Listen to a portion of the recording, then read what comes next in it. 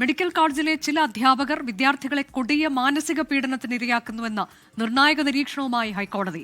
പീഡനങ്ങൾ നേരിടുന്ന കുട്ടികൾ പലർക്കും തുറന്നു പറയാൻ അവസരമില്ലെന്നും ഹൈക്കോടതി നിരീക്ഷിച്ചു.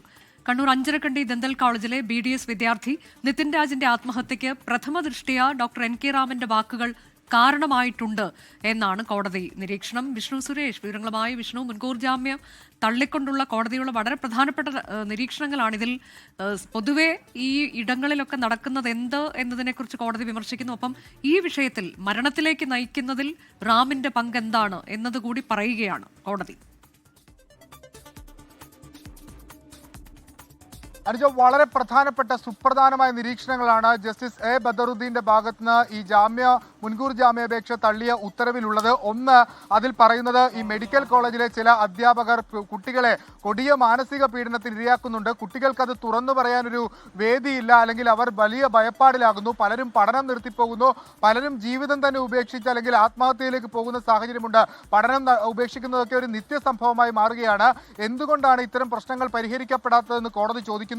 ഇനിയും ഇത് മുന്നോട്ട് പോകുന്നത് അത്ര ശരിയല്ല. അതുകൊണ്ട് തന്നെ ഇതിനൊരു കമ്മീഷനെ വെക്കാൻ, ഈ കുട്ടികളുടെ ഇത്തരം പ്രശ്നങ്ങൾ, ഗ്രീവൻസസ് ഒക്കെ മനസ്സിലാക്കുന്നതിന് വേണ്ടിയിട്ട് അവർക്ക് സ്വതന്ത്രമായി തുറന്നു പറയാൻ ഒരു കമ്മീഷന്റെ സാധ്യത പരിശോധിക്കണമെന്ന് നാഷണൽ ഹെൽത്ത് കമ്മീഷനോടും അതോടൊപ്പം തന്നെ കേന്ദ്ര സർക്കാരിനോടും അതത് യൂണിവേഴ്സിറ്റികളോടുമൊക്കെ ആവശ്യപ്പെടുകയാണ് കോടതി. ഒപ്പം നിതിൻ രാജിന്റെ മരണത്തിലേക്ക് വന്നാൽ ഡോക്ടർ NK റാമിനെതിരെ പ്രഥമ ദൃഷ്ടിയാൽ തെളിവുകളുണ്ട്. കേവലം ലോൺ ആപ്പിന്റെ ഭീഷണി കൊണ്ട് മാത്രമല്ല നിതിൻ ആത്മഹത്യ ചെയ്തത്. നിതിനെ നിരന്തരമായി റാം ഇത്തരത്തിൽ മോശം വാക്കുകൾ ഉപയോഗിച്ച പൊതുമധ്യത്തിൽ പരിഹസിച്ചു എന്നുള്ളതിന് ഈ സഹപാഠികളുടെ അടക്കം മൊഴിയുണ്ട്. ഒപ്പം തന്നെ ഒരു അധ്യാപകരിൽ നിന്ന് ഒരിക്കലും ഉണ്ടാകാൻ പാടില്ലാത്ത ഒരു നിലപാടാണ് റാമിന്റെ ഭാഗത്തുണ്ടായത്. അത് പ്രഥമ ദൃഷ്ടിയാൽ അതും നിതിന്റെ ആത്മഹത്യയിലേക്ക് വഴിവെച്ചിട്ടുണ്ട് എന്നാണ് കോടതി വ്യക്തമാക്കുന്നത്. ഒപ്പം മാധ്യമങ്ങൾക്ക് കൂടി പ്രശംസ ഈ ബെഞ്ചിന്റെ ഭാഗത്തുനിന്ന് വരുന്നുണ്ട്. താൻ മാധ്യമ വേട്ടയുടെ അല്ലെങ്കിൽ മാധ്യമ വിചാരണയുടെ ഇരയാണെന്ന് റാം പറഞ്ഞിരുന്നു. പക്ഷേ അത് അങ്ങനെയല്ല. മാധ്യമങ്ങൾക്ക് പല റോളുകളും ഈ ജനാധിപത്യ രാജ്യത്തിൽ ചെയ്യാനുണ്ട്. നാലാം തൂണാണ് മാധ്യമങ്ങൾ.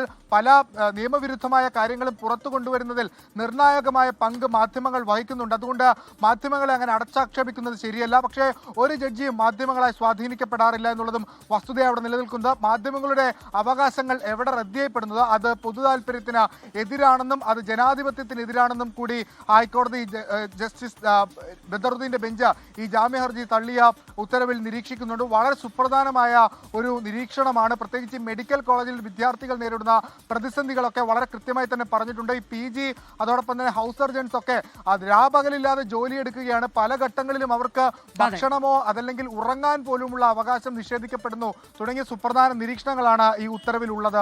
കണ്ണൂർ അഞ്ചരക്കണ്ടി ഡെന്റൽ കോളേജിലെ BDS വിദ്യാർത്ഥി നിതിൻ രാജിന്റെ ആത്മഹത്യയ്ക്ക് പ്രഥമ ദൃഷ്ട്യാ ഡോക്ടർ NK റാമിന്റെ വാക്കുകൾ കാരണമായിട്ടുണ്ട്. അത് കുട്ടികൾ സഹപാഠികൾ മൊഴി നൽകിയിട്ടുണ്ട് എന്ന് പറയുന്നു. ഒപ്പം തന്നെ മാധ്യമ വേട്ടയാണ് താൻ അനുഭവിച്ചത് എന്ന ഡോക്ടർ NK റാമിന്റെ വാദവും കോടതി പൂർണ്ണമായി തള്ളിക്കളഞ്ഞിരിക്കുന്നു. മുൻകൂർ ജാമ്യം നിഷേധിച്ചു എന്നതിന്റെ ഏറ്റവും പ്രധാനപ്പെട്ട ചില നിരീക്ഷണങ്ങൾ ഉൾപ്പെടെയാണ് വിഷ്ണു സുരേഷ് വിവരങ്ങൾ നൽകിയത്.